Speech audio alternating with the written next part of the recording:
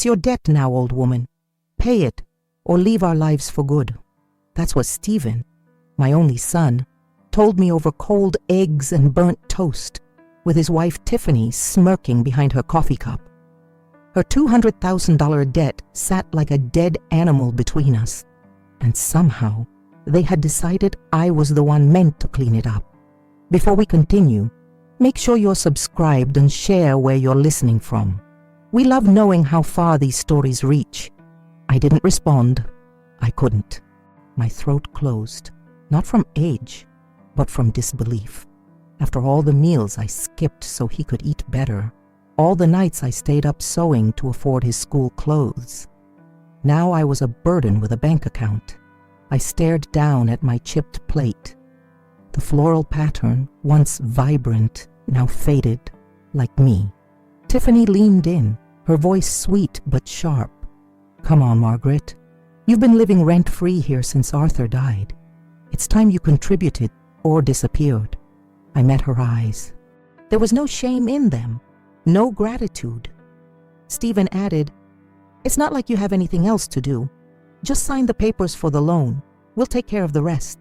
My hands trembled under the table, not from fear, from the memory of raising a boy who once kissed my forehead and called me his angel. I didn't cry, not right away.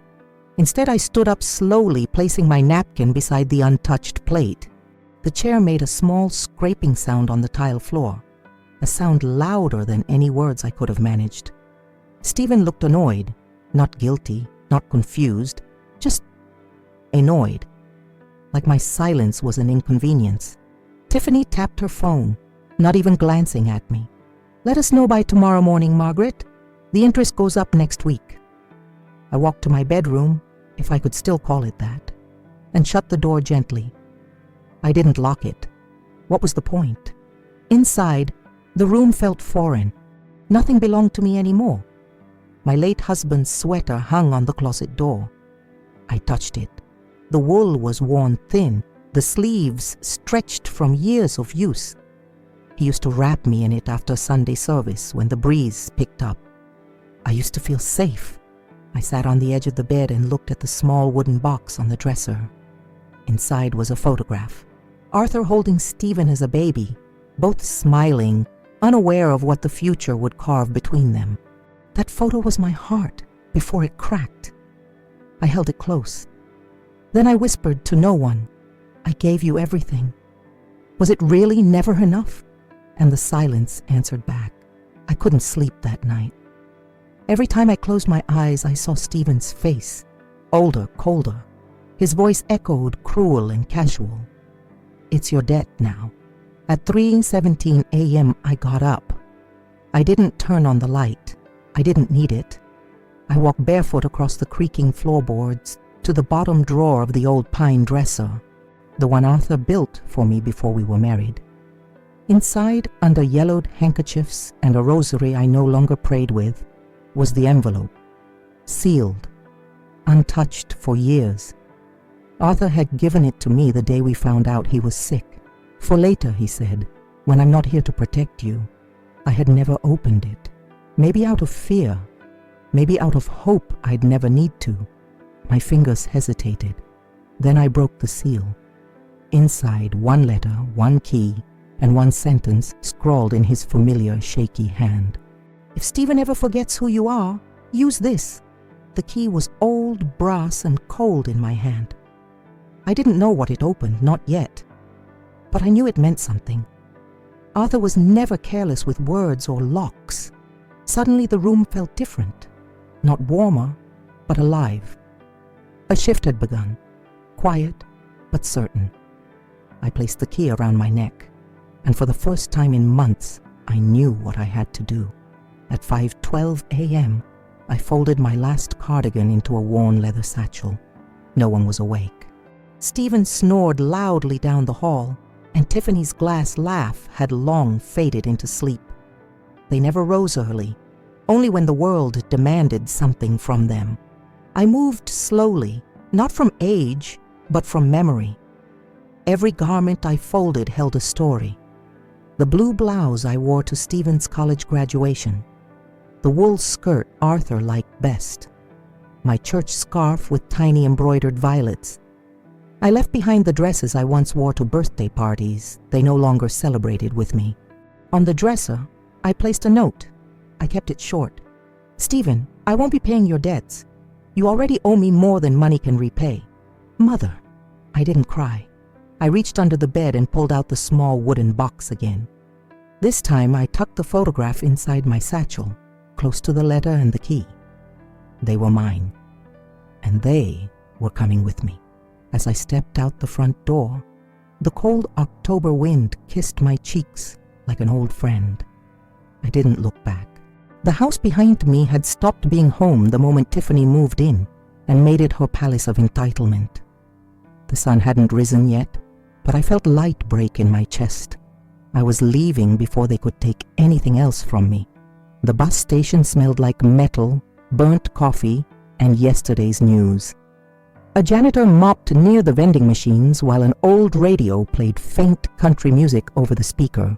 I sat on a bench near the window, wrapped in my cardigan, clutching the satchel to my chest. I must have looked like a ghost waiting for a train that no longer ran. But I wasn't lost. Not anymore. I reached inside my bag and pulled out Arthur's letter again. I read it slowly as if his voice might come through between the lines. I memorized the sentence. "If Stephen ever forgets who you are, use this." I traced the key around my neck with my thumb. Where did it lead?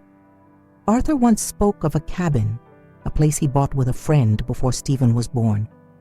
Said it was too modest to brag about, too far for weekend visits, but he never sold it, just paid the taxes quietly, year after year. Could this key be for that place? It made sense now. Arthur had always planned ahead. He trusted me to know when to use it. A woman sat beside me, older, in a green raincoat. We didn't speak, but she smiled softly and I nodded. That moment, that quiet recognition between two tired women, felt more comforting than anything I'd known in years. When the bus rolled in, I stood with steady feet, not running away, returning to myself. The bus rumbled along the back roads, cutting through fog and golden fields, past barns leaning into the wind like old men too tired to stand straight. I sat by the window, head resting on the cool glass. Every mile away from Stephen and Tiffany felt like breath returning to my lungs. Not all at once, but slowly, kindly. Outside, I saw places that looked like memories, a white farmhouse like my grandmother's, a stretch of road where Arthur and I once got a flat tire and ended up dancing in the rain while we waited for help. We were poor, but we were rich in ways I can't explain. Love made things fuller back then. I reached into the satchel and took out the photograph again. Stephen in Arthur's arms, barefoot, laughing. What happened to that boy? He used to call me Mama Bird because I always knew when something was wrong, even before he spoke. I used to wrap him in quilts and tell him stories of brave women and lost kingdoms. And he believed every word. He believed in me. But Tiffany had a different kind of story, one where I was the villain, a leech, a burden, and Stephen, he chose hers. I closed my eyes, holding the photo tight. "I forgive you," I whispered, "but I don't forget." The road curved left, the trees thickened, and somewhere deep inside, I felt it. Arthur's key was about to show me the rest of the story. The driver dropped me off at a bend in the road just past mile marker 62. He looked confused. "Ma'am, there's nothing out here." I smiled, gripping the satchel. "There is. You just can't see it yet." The air smelled of pine and damp earth, like the start of something ancient and kind. I walked slowly, the gravel crunching under my old shoes. My knees ached with each step, but my soul felt lighter than it had in years. After 10 minutes, I saw it. The cabin stood tucked behind a wall of fir trees, as if nature had tried to keep it secret. Ivy climbed the stone chimney, and the porch sagged a little, but it was there, solid, waiting. I pulled the brass key from around my neck. It slid into the lock like it had been kissed by time itself. The door creaked open. Inside it smelled of cedar and quiet. Dust floated in the morning light. On the mantel, an old oil lamp. On the wall, a photo of Arthur, younger, smiling, holding a hammer mid-swing. The cabin was his, all right. Mine now. I dropped the satchel by the rocker and exhaled. For the first time in years, I wasn't under anyone's roof but my own.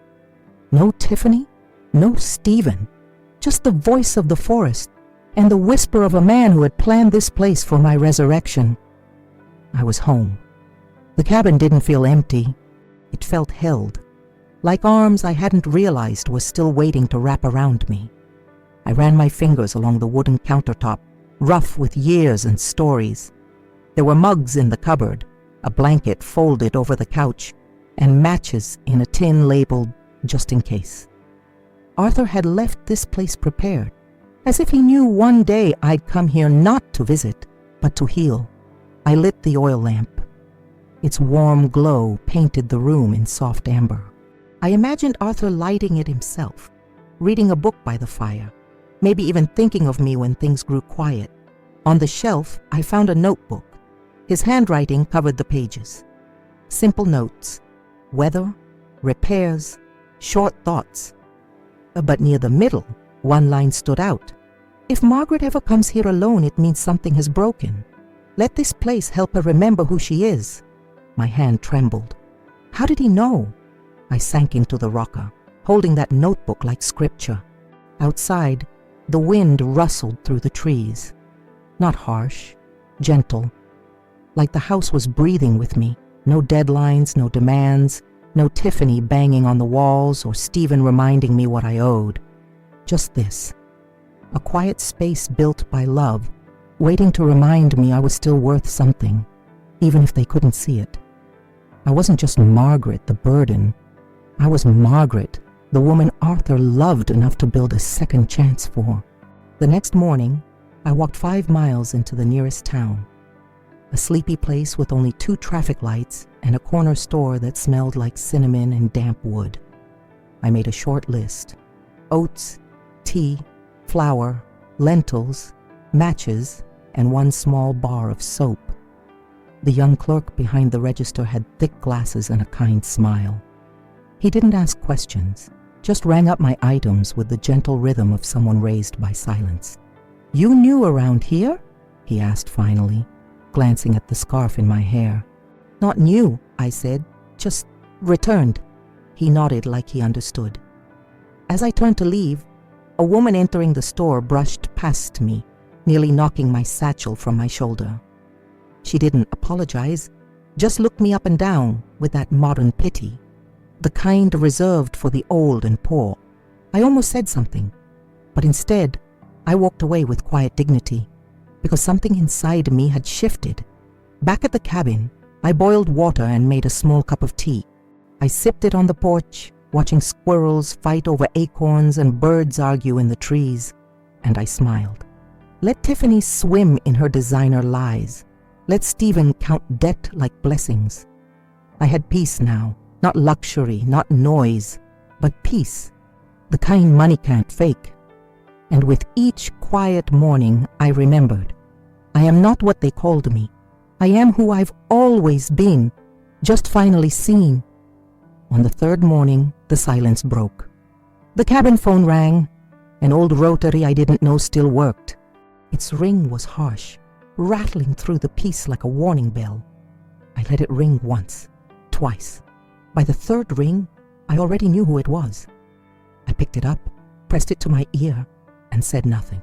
"Mom?" Stephen's voice crackled through the line, hesitant, but not apologetic. "Are you at Aunt Lydia's? We need to talk." Aunt Lydia had passed 6 years ago. He didn't know where I was. "Good. We didn't mean to be harsh," he continued. "It's just, Tiffany's in trouble. You don't know how hard it's been." There it was again. You don't know. As if the woman who raised him through Arthur's cancer and 2 jobs had never tasted hardship. "We thought maybe we could talk," he said. "Figure things out." If you're there, please call back. Click. I didn't move. I placed the receiver down like it was made of glass. Not because I feared breaking it, but because he had already broken enough. Outside, the trees moved with the breeze. Inside, my heart stayed still. He didn't say he was sorry. He didn't ask if I was okay. He just wanted what he always wanted. Something. That's when I knew. I wasn't just on a break from them. I was rebuilding from them. It was market day in town. Not much. Just folding tables, jars of jam, and old men selling tools they swore still worked. I went for flour, but I came back with something else. At the far end of the row, a woman sat behind a table covered in knitted scarves and hand-poured candles. Her wool hat sat askew, tufts of gray hair poking out. She looked up when I approached, then blinked slowly. "You're not from here," she said, not unkindly. "Not lately," I answered. She picked up a scarf, soft and green like pine needles. "You look like someone starting over." I laughed, not out of amusement, but recognition. "Is it that obvious?" She smiled, her eyes soft. "Only to someone who's done it herself." I bought the scarf, though I didn't need it. We sat for a moment on the edge of her table, sipping cider from paper cups. "I used to think leaving was the hard part," I said. "It's not," she replied. "It's staying gone that takes strength." Her words settled deep. When I returned to the cabin, I hung the scarf by the door. It wasn't just cloth. It was a marker of this chapter, this breath, this reclaimed life. Stephen hadn't called again, and I hadn't checked. Let them spin in their noise. I had met someone who saw me, not as a burden, but as a woman still becoming. That evening, I pulled out a small notebook from the satchel, the kind I used to keep grocery lists in when Stephen was little. The pages were thin, lined, waiting. I began to write letters, not to send, just to say what had never been said. "Dear Stephen, I still remember how you used to crawl into bed after nightmares asking if the monsters were real. I told you they weren't. I lied. They live in people's greed, in cold words, in choices made without love. I didn't think one would grow inside you. Dear Tiffany, you married into a family built on sacrifice, not fortune. You mistook silence for weakness and dignity for convenience. I don't hate you, but I see you now, clearly. Dear Arthur, you saved me, again, without even being here. The key is around my neck, but the door you really opened was inside me. I miss you more than these pages can hold." I wrote until my hand cramped and the lamp burned low. Then I folded the letters and placed them in the notebook, tucked under the rocker cushion. They were not meant to change anyone. They were meant to free me. I stared into the fire and let the ache rise, not to drown me, but to clean me. Some stories don't need an audience. They just need telling. The cabin had secrets, quiet ones. I found the first under the floorboard near the fireplace. Arthur had carved a notch barely visible to the eye, a gentle imperfection in the wood. Something only I would notice. I pried it open with a spoon. Inside was a small metal box wrapped in flannel. My hands trembled, not with fear, but recognition. Arthur always hid things where memory lived, not logic. I opened it slowly. Inside, an old watch, a folded note, and a checkbook. The checkbook made my breath catch. It was from an account I didn't know existed. Arthur's name was on it, and mine. The note read, "For when they forget your worth, but you must remember it." The balance was enough, more than enough to live quietly, to be free, to never ask Stephen for anything again. I pressed the box to my chest. Tears came, finally. Not from sadness, but from the staggering relief of being seen, even in absence. Arthur hadn't just left me this place. He left me a way to choose peace over begging, dignity over pleading. I wasn't powerless. I was just waiting to remember. I wrapped the watch around my wrist. It ticked gently like a whisper saying, "You're still here." And I was. More here than I'd been in years. The phone rang again. This time I let it ring 7 times before I answered. "Mom." His voice was rushed, tense. "Where are you?" I said nothing. "I know you're not at Lydia's. We called everyone. Tiffany's freaking out. They froze the credit cards. We need help." Still, I was silent. Then he added, voice low, as if realizing something too late. "You left. Really left." I breathed in, held it, let the silence do the talking.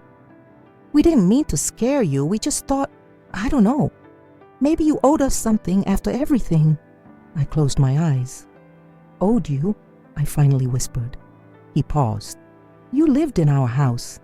"I paid for that house's down payment," I said, voice calm but cutting. "With the life insurance your father left. I helped raise your children while Tiffany played boss of everything. I never asked for rent or respect or peace. I just hoped you'd remember who I was." "Mom, please. We're drowning here." "No, Stephen," I said gently. "You're standing on someone else's shoulders and calling it drowning." Click. I hung up.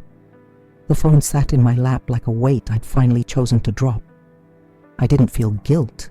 I felt clarity. It was the moment a mother stops asking for love and starts choosing self-respect. And it was long overdue. That night the power flickered. An old line, probably. Or maybe just the mountain reminding me she ruled here. I lit the oil lantern again, its glow soft and honey-colored. I moved slowly around the cabin, placing a quilt over the rocker, tucking the checkbook back into the metal box, locking it this time. Then I sat at the small desk in the corner, where Arthur had once written his prayers. And I began a new letter. To the woman I almost forgot I was. You were never a failure. You were never too much or not enough. You fed people who never thanked you. You stayed in rooms where you were unwelcome. You were loyal to a fault, and still you remained soft. But this chapter is yours, not theirs. I folded the letter and tucked it in the drawer beside the Bible. Not for anyone else, just for the days I might forget again. Outside, wind howled softly through the pines. Inside, I brewed chamomile and stood by the window. In the glass, I saw not a ghost, not a woman discarded, but someone who had risen from the ashes of silence and debt and duty. The kind of woman Arthur loved, the kind of woman I was always meant to be. And I whispered, to no one in particular, "She's back." The knock came on a Thursday afternoon, just as I finished sweeping the porch. 3 soft raps, hesitant. I peeked through the curtain. It wasn't Stephen. It wasn't Tiffany. It was a woman, maybe 40, wearing boots caked in road dust and a jacket too thin for the season. Her hands clutched a thermos, and her eyes scanned the trees like she'd walked a long way. I opened the door slowly. "Hi," she said, her voice rasped by wind and maybe grief. "I'm sorry. My car broke down a few miles back. No signal. I saw the chimney smoke." I nodded once and stepped aside. "Come in. You look cold." She entered carefully, as if afraid to disturb something sacred. And maybe she was right. This place wasn't just shelter. It was memory, healing, quiet dignity. I poured her tea. She sat by the fire. "I'm Leah," she offered. "Left a husband who didn't know the meaning of love. Drove west. Car gave up before I could." I didn't ask for more. She didn't need to explain. Sometimes broken women just find each other. "You're safe here," I said, and meant it. She smiled, tears brimming. "You live here alone?" "I do, and I'm not lonely." We sipped in silence. For the first time in years, I wasn't the only one healing. The cabin, it seemed, had room for more than just one woman finding her way back. Leah stayed that night. I offered the spare cot near the wood stove, and she accepted without pride or shame, just gratitude. We didn't speak much after dinner. We didn't have to. 2 women, 2 timelines of heartbreak, stitched together by survival. She helped dry the dishes. I noticed the way her hands shook, not from cold, but from the effort of holding too much inside for too long. Before bed, I handed her a nightgown folded with care, one I hadn't worn in years. She held it like it was silk. "Thank you," she said. "I haven't felt safe in a long time." I nodded. "Then you're overdue." Later, we sat by the fire, sipping the last of the tea. Leah stared into the flames, then finally whispered, "He told me I was nothing without him." My heart clenched. I reached out and touched her hand gently. "Then it's time you find out who you are without him." She looked at me, not as a stranger but as a mirror. I saw in her the same woman I had once been, worn, dismissed, forgotten, but not broken. We sat there until the logs burned down to embers. Two women who had nothing left to lose, but everything left to remember. And as I climbed into bed, I realized something profound. Healing didn't mean being alone. Sometimes dignity echoes louder when shared. The next morning, Leah stood by the kitchen window, a blank piece of paper and a pencil in her hands. The sun had barely crested the hill, but something in her posture told me she'd been awake for hours. She was writing slowly, pausing often, erasing, starting again. I poured coffee into two mismatched mugs and placed one beside her. "To him?" I asked. She nodded, eyes still on the paper. "But not to send. Just to say what I couldn't say when I still needed him." I understood that deeply. She folded the page, then tore it in half. "That's enough," she said. "I just wanted to let the words out." We sat at the table, steam curling between us. "I'm not going back," she said finally. "Not ever." "You don't have to," I answered. Then she smiled, a real one this time. "I think I came here for a reason." I looked around the cabin at the photo of Arthur, the firewood stacked with care, the key that still hung around my neck. "So did I," I said. We didn't hug. We didn't cry. We just breathed in the same space, women rebuilding in the quiet. Later, as she left to find help for her car, she turned to me at the door and said, "You saved me." I shook my head. "No, you just saw your worth reflected." She left, but something told me she'd carry this place with her, the same way I now carried myself. A week later, I went into town for bread and kerosene. As I walked past the post office, I heard it, a sharp voice, familiar and unwanted. "Margaret?" I turned. Tiffany. She stood beside a sleek rental car, wrapped in a camel coat too expensive for someone drowning in debt. Her eyes widened, not with relief, but with disbelief. "You're here," she spat, as if the dirt road beneath her heels offended her. I didn't answer. People began to notice. A man stepped out of the barber shop. Two women slowed their steps near the bakery. Tiffany advanced, voice louder now. "So this is where you ran off to, while we were suffering? Stephen thought you were dead." "No," I said quietly. "You just hoped I was." Gasps. Silence. She stepped back as if struck. "How dare you, after everything we've done for you?" I stared at her. "What exactly did you do for me, Tiffany?" Her mouth opened, closed. The crowd grew still. "You used me, lied to me, turned my son against me. And when that wasn't enough, you tried to make me pay for your mess." Her hands trembled. "We needed help. You needed someone to blame." She flushed with fury, but she didn't speak again. I turned, groceries in hand, and walked away. No yelling, no drama, just quiet dignity in front of everyone who mattered. That day, I wasn't the humiliated one. Tiffany was. And for once, the whole town saw it. I hadn't made it 3 steps past Tiffany before someone touched my elbow. "Margaret."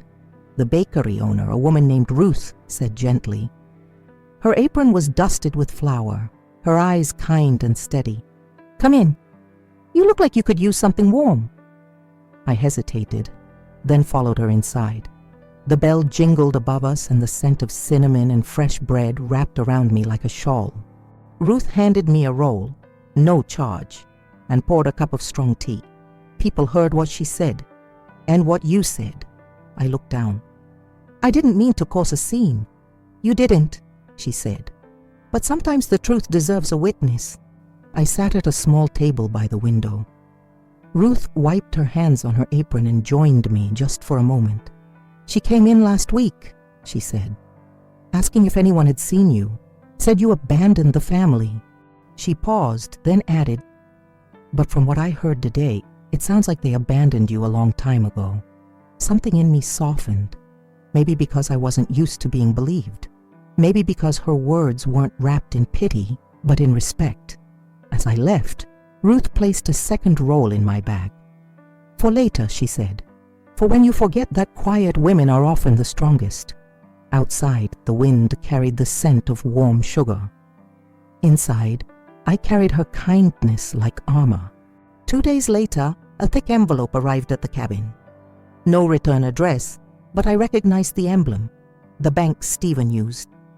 I opened it carefully, sitting at the table with the lantern lit low. Inside, documents, some with my name typed in, others with Tiffany's shaky signature, loan papers, pages and pages. One stood out, a forged co-signature, where my name had been written in slanted script, but it wasn't mine. They'd tried to push it through. Stephen and Tiffany had attempted to make me legally responsible for Tiffany's $200,000 debt by forging my consent. My stomach tightened, not with fear, but fury. This wasn't just manipulation. It was criminal. I read through every page, my hands steady. Years ago, this would have broken me. Now, it just clarified things. They hadn't just betrayed my love. They'd tried to steal my name. I tucked the envelope back inside, along with Arthur's letter and the checkbook. The time for silence had passed. This wasn't about revenge. It was about dignity. I wouldn't scream, I wouldn't beg, but I would act. They underestimated the woman who'd raised a household through illness and grief, who'd buried her husband with grace and raised her son with open hands. Now those hands were steady again, and they were no longer open. They were ready. The next morning, I walked into the law office in town. It was a small, no-frills place with a rusted sign that read, "Hayes and Daughters, Attorneys at Law." The secretary looked up, startled, then softened when she saw me. "Can I help you, ma'am?" "I'd like to speak to someone about forgery," I said.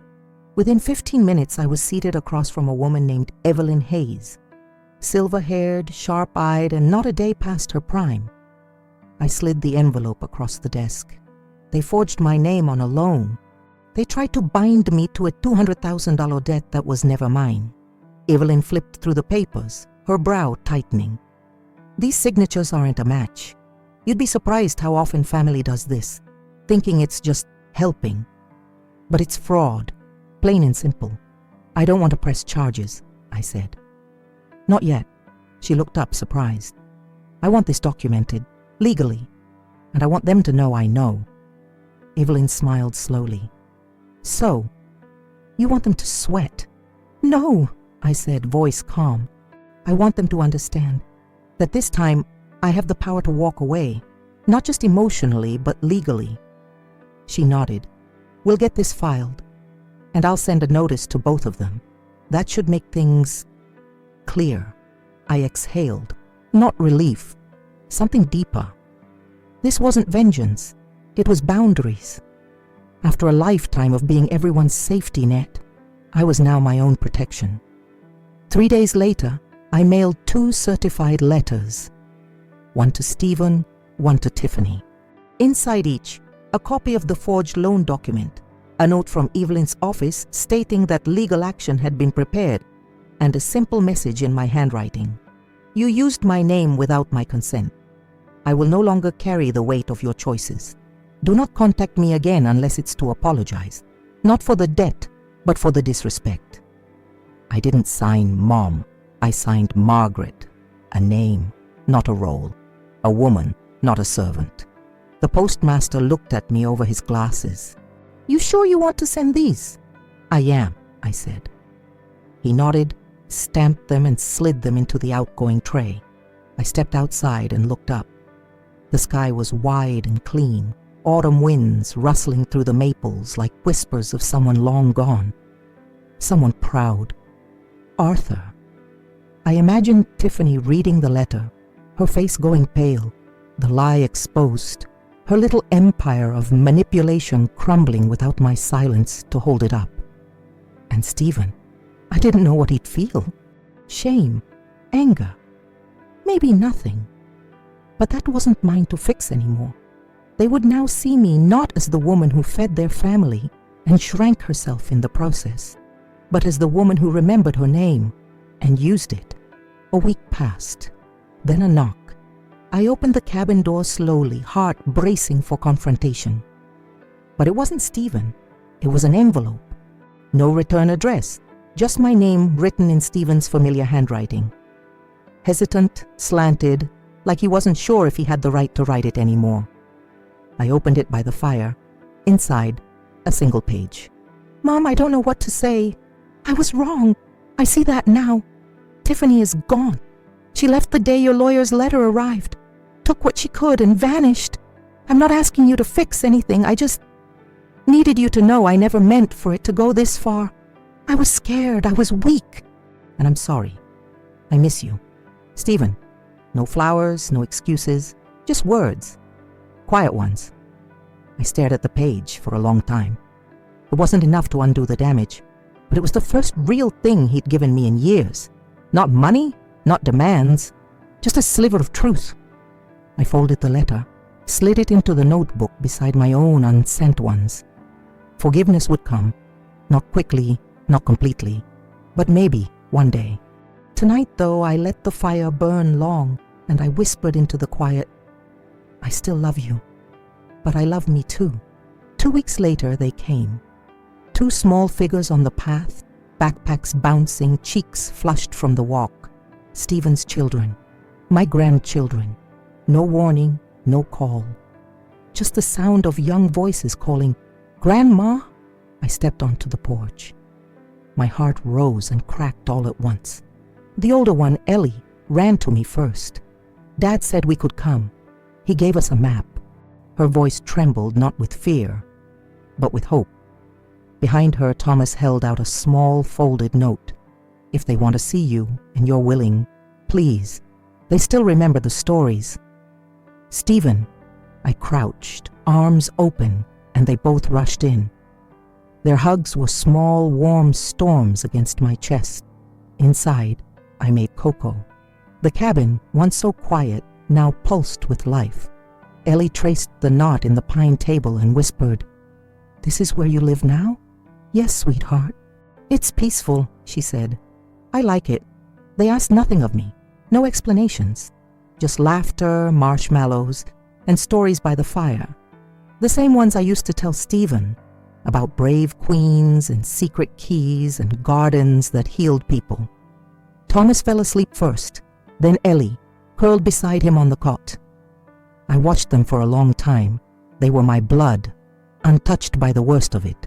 And maybe this was the first seed of something whole again. Not for Stephen, but for them. The next morning, while the children still slept, I opened the small drawer under Arthur's desk again, the one I had avoided since arriving. Inside, beneath old receipts and a rusted compass, was an envelope I hadn't seen before. It was addressed to me. The handwriting was Arthur's. With trembling fingers, I opened it. Margaret, if you are reading this, something pushed you here. Something hard, maybe even cruel. I can't stop what life hands you, but I can remind you, you are more than their expectations. You are the center, not the shadow. And if Stephen forgets your strength, then let this place remind you. Forgive him if you can, but never forget yourself again. I loved you for your fire. I built this cabin so you'd never have to beg for warmth again. Arthur, I pressed the letter to my lips. He knew, somehow, even in death, he had protected me better than anyone living. The fire in the hearth cracked softly behind me. I looked out the window, where the children's jackets hung on the porch rail. They would wake soon, and I would make them pancakes, tell them the story of how their grandfather built a cabin, not just from wood, but from love that outlasted betrayal. Arthur didn't just leave me shelter. He left me a place to remember who I am. The children woke to the smell of butter and batter. Pancakes the way Stephen liked them as a boy, crisp edges, soft center. Ellie rubbed her eyes and smiled. You still make them the same. I smiled back. Some things are worth keeping the same. Thomas set the table without being asked, arranging mismatched plates like he was setting for royalty. We ate in silence for a while. Not the kind weighed down by shame, but the kind that honors warmth, hunger, and quiet beginnings. After a few bites, Ellie looked up. Is it okay that we came? I reached across the table and brushed her cheek. Sweetheart, you are always welcome. You don't carry the choices of others. She nodded. Her eyes shimmered, but she blinked the tears back. Brave, like her grandmother. Thomas munched on his third pancake. Dad said you were gone forever. I thought I might be, I said gently. But some places bring you back to life. They didn't ask about Tiffany. They didn't ask why I left. They just wanted to know if I'd still tell bedtime stories. Yes, I said with a smile and a steady heart. Every night you're here. We cleared the dishes together. And in that small act, plates clinking, napkins folded, I felt something return to me that had been missing for years. Not just joy, but belonging. And it was mine again. Later that afternoon, as the children napped under the quilt on the porch swing, I heard it, a voice calling from the edge of the woods. Mom? It wasn't loud, it wasn't proud, it was unsure. I stepped off the porch and saw him. Stephen stood there, hands deep in his coat pockets, hair mussed, eyes searching. Not the boy I raised, not the man who betrayed me, but someone caught between regret and recognition. I didn't bring the kids, he said quickly. They found the map. I didn't stop them. I didn't move. I needed to see you, he added. Not to ask for anything, just to see. I studied him. His shoes were scuffed. His voice cracked. I said nothing. He looked down. After you left, I realized Tiffany only saw me as useful when I had someone else to lean on. When you stopped carrying us, she stopped pretending. He looked up again. I didn't just lose a wife. I almost lost a mother. Still, I said nothing. Because silence wasn't punishment, it was power. He took a step forward. I don't expect forgiveness. You're right not to, I said. He flinched. But I do expect respect. From now on. From you. From anyone who claims to love me. He nodded slowly. I'm learning. Good, I said. Start with listening. He stayed at the edge of the trees. I turned back to the porch. He wasn't ready to come closer, and I wasn't ready to invite him in, yet. That evening, after the children were tucked in, Stephen sat by the fire pit I'd built from river stones. I let him sit alone for a while. Then I joined him, not as a gesture of peace, but of boundaries. There is a power in presence that doesn't ask for anything. He handed me a cup of tea, just like Arthur used to do. I read your letter, he said quietly. I nodded. I deserved every word. The fire crackled between us. Its glow flickered across his face, aging him more than years ever had. I didn't understand what you were carrying, he continued. What it cost you to raise me alone. I thought love meant endless giving. It doesn't, I said. It means knowing when to stop before you're empty. He stared into the flames. I don't know how to make it right. You can't, I replied. But you can stop repeating it. He looked up, eyes rimmed red. I miss being your son. You'll always be my son, I said softly. But I won't be your sacrifice. We sat in silence, the kind that doesn't demand healing but allows it to start. Then he reached into his coat and pulled out something small. The photograph of him as a baby in Arthur's arms. I found this in my old room, he said. I figured it belonged here. I took it gently. It had always belonged here, but now it returned with understanding. The next morning, Ellie curled up beside me on the porch swing, her little fingers tracing the hem of my shawl, "Grandma," she whispered, "why don't you live with us anymore?" I didn't answer right away. The sky above was pale blue, clouds moving slow like forgiveness. I looked out at the trees, the winding path that brought me here. "Because sometimes," I said slowly, "people forget how to be kind when you're always nearby." She leaned her head on my shoulder. "Daddy said he made mistakes." "He did. Will he come back?" "Maybe," I said. "But if he does, he'll have to knock first." She smiled like she understood more than her age allowed. "Will you come visit us then?" "Only when I'm invited with love," I said gently. "Not out of guilt, not out of need, just love." Ellie nodded. "Okay, I'll make sure." That promise, from such a small voice, felt more real than anything Stephen had said. She didn't ask for explanations or blame. She asked for presence, for truth, and I gave it. We sat there until the sun rose higher, painting the forest gold. I tucked a strand of hair behind her ear and whispered, "You are the future of this family. Don't let anyone teach you love through silence or shame." She looked up at me, serious and soft. "I won't," and I believed her.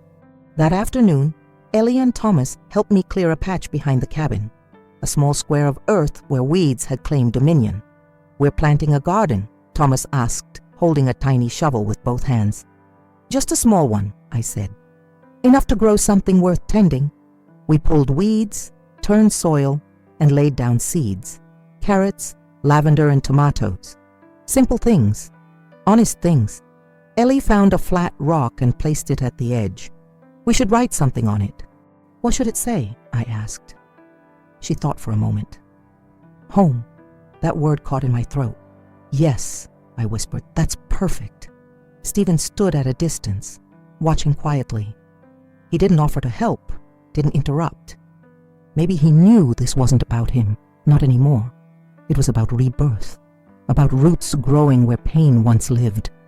Later, as we watered the soil, I looked at my hands, wrinkled, worn, but still strong, still capable of bringing life.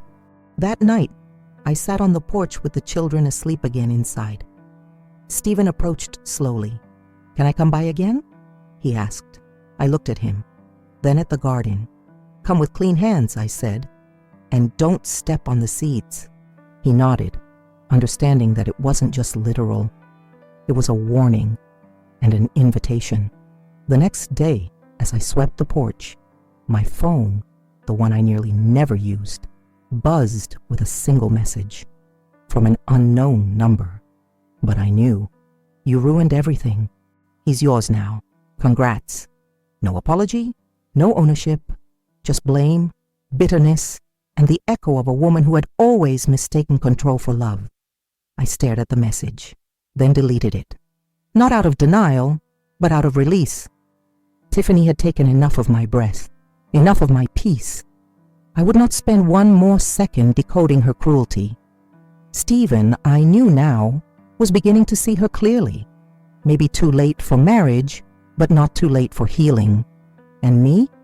I was past needing revenge. Poetic justice wasn't a courtroom or a confrontation. It was this moment, her bitterness rotting in her hands while mine were busy planting lavender. Inside the cabin, the children played with pine cones and old books. Outside, the garden soil darkened with water, not regret. Let Tiffany stew in the life she built, one of demands, lies, and temporary crowns.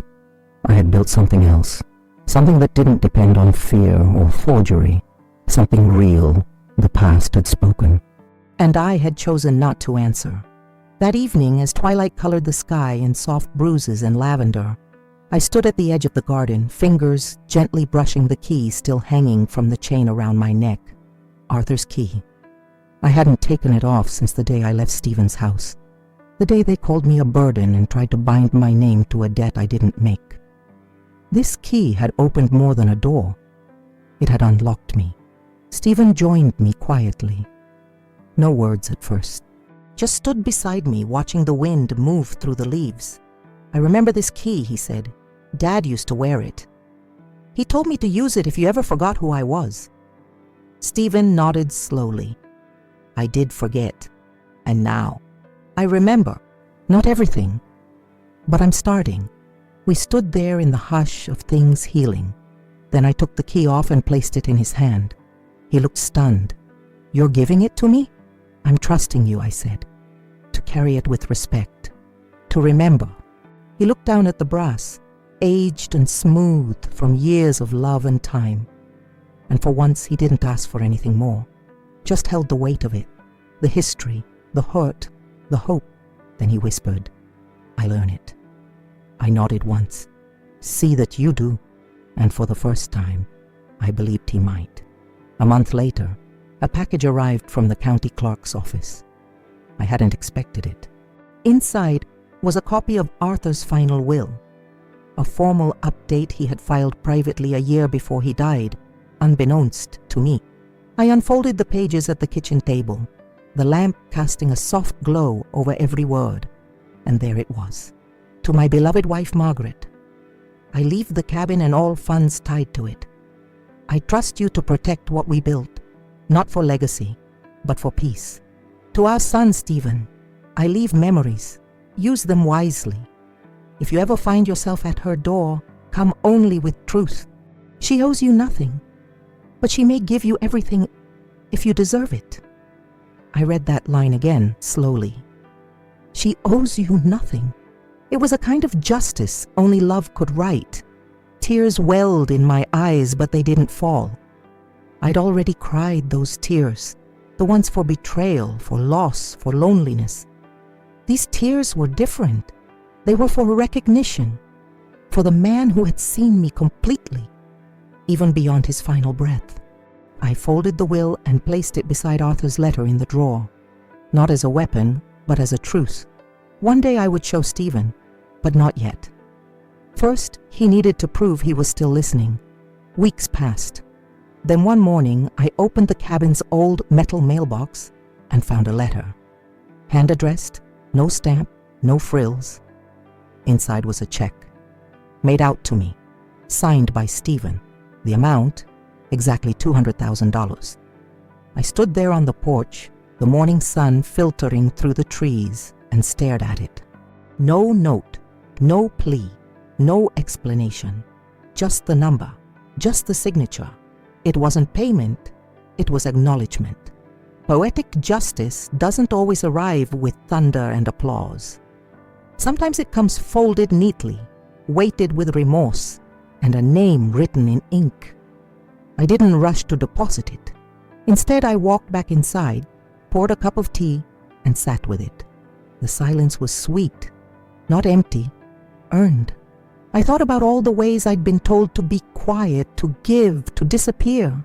And now they had tried to return what they once demanded of me, only this time with humility. I placed the check in a small box under the bed, not for spending, for remembering. Because this wasn't about money, it was about worth. He couldn't erase the betrayal, but he could carry the weight of it, and that was enough for now. Spring came quietly.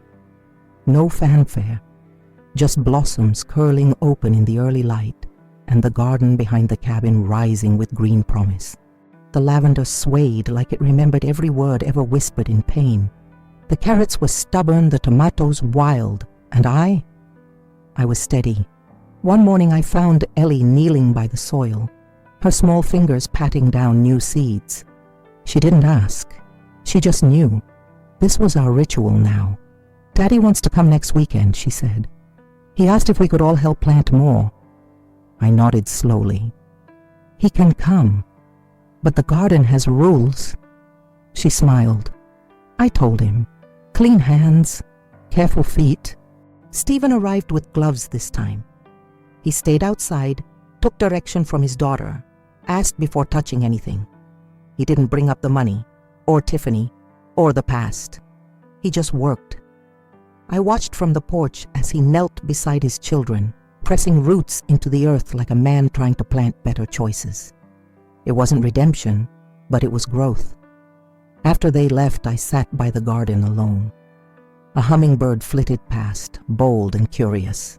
I placed Arthur's watch in the soil for a moment, just a second. like he was still part of it, and I whispered, "You were right. This place heals." Because it wasn't just a garden now. It was memory and mercy, and the living proof that even broken things can bloom again. One night, long after the children had gone home and Stephen's visits had grown quieter, I saw a light flicker across the hill. It came from Leah's place, the woman in the wool hat who had once stumbled to my door with broken shoes and a trembling voice. She had stayed in town, found part-time work at the cafe, and rented a small cottage near the river. We wrote letters sometimes, but that night, the light in her window stayed on past midnight. I bundled up and walked the trail through the woods, flashlight in hand, just like Arthur used to when he checked the fence after storms. When I knocked, she opened the door with tired eyes. "I was just thinking about you," she said. "I figured," I smiled. "Your window told me." She made tea. We sat in quiet, as we always had. No need to fill space with apologies or explanations. "I'm not afraid anymore," Leah said after a while. "That's new." I nodded. "Fear is heavy, but it's not permanent." We talked until the candles burned low and the night folded in around us. Before I left, she placed a scarf in my hands, green, the color of hope. "I made another," she said. It felt like time. I wrapped it around my neck and hugged her gently. In a world that had once taken so much from us, we had found each other. Not just survivors, but sisters of silence turned strength. Back at the cabin, I placed Leah's scarf on the back of my chair, still warm from her hands. I stood at the window for a long while, watching the moonlight stretch across the porch, the trees casting soft shadows like long-forgotten lullabies. That window, the one above the sink, had once framed my grief. Now it framed my peace. I left the light on. Not because I needed it, but because someone might. Maybe Stephen walking the path again, unsure but trying. Maybe Ellie, someday grown, remembering the stories and knowing she could always return here. Maybe Leah, glancing across the hill when her own fears began to creep back. Or maybe, just maybe, for the woman I used to be, the one who folded herself into corners, mistook silence for love, and gave everything without being asked. I left the light on for her too, so she would know the story didn't end with being used. It ended with being whole. Outside, the wind rustled the leaves gently. Inside, everything was still. And that stillness didn't feel empty. It felt earned. It felt like truce, wrapped in warmth. Like a chapter finally closed, without slamming. Like a window left open, not for escape, but for grace. Spring deepened, and one morning I woke to the scent of lilacs. I stepped outside, barefoot, the grass damp beneath me, and there it was. At the edge of the clearing, a tree Arthur had planted decades ago stood in full bloom. I'd nearly forgotten it was there, hidden all those years by grief and shadows. But now, it was bursting with color, its blossoms spilled like secrets finally told. I walked toward it, heart swelling. Beneath its shade, the air felt different, like standing in a promise kept. I reached up and touched a flower. It was real, soft, fragrant, fragile, but alive. Arthur must have planted it the same summer he built the cabin. "It'll bloom long after we're gone," he'd said, laughing. "You'll see." He was right. This wasn't just a tree. It was a monument to memory, to endurance, to love that didn't demand but prepared. I sat under its branches, the light filtering through lavender petals. And for the first time, I didn't ache for what was lost. I gave thanks for what remained. The garden, the children, the woman I had become, the tree that bloomed only after everything else had fallen away. That evening, I lit the porch lantern as the sky turned to ash and gold. Not because I expected visitors, but because light belongs to those who've earned their night. Inside, the cabin was quiet. The rocking chair creaked gently with the rhythm of my breath. Not from loneliness, but from rest. The photo of Arthur and Stephen sat on the mantel, not as a wound, but a witness. Next to it, a jar of lavender from the garden, a key, a letter unopened. I looked around the room and saw not a single thing I would trade for all the apologies never given. The cabin wasn't a retreat anymore. It was a return to dignity, to self, to the slow, fierce power of choosing your own ending. Outside, fireflies flickered in the garden. Somewhere in the distance, a child's laughter carried through the trees. Ellie, maybe, or just memory playing kindly. I closed my eyes and breathed in the quiet. No demands, no weight. Only peace. The kind that doesn't shout its arrival, but settles into your bones like home. This was my story, and I had told it, not with vengeance, but with truth. A light still burned in the window, and I knew someone somewhere might see it and remember her own worth too.